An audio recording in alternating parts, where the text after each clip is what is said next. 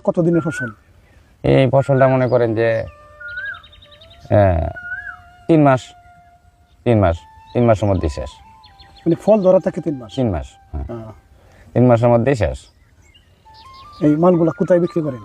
এগুলো আমরা এই বাজার আছে, হ্যাঁ, হ্যাঁ। বাজারে নিয়ে বিক্রি করি। কতদিন পর পর মাল কাটেন? যদি মনে করেন যে মাল এখন শুরু হয়েছে ধরা, তাহলে মনে করেন যে একদিন পর পর মাল, মানে শুরু হইলে পরে একদিন পর পর মনে করেন যে প্রতি কাটা প্রতি যদি মাল হয় তাহলে 1-150 মাল হয় প্রতি কাটা প্রতি। তো 4 কাটা জমিতে মনে করেন 150 কি পিস? 150 পিস, হ্যাঁ। আচ্ছা।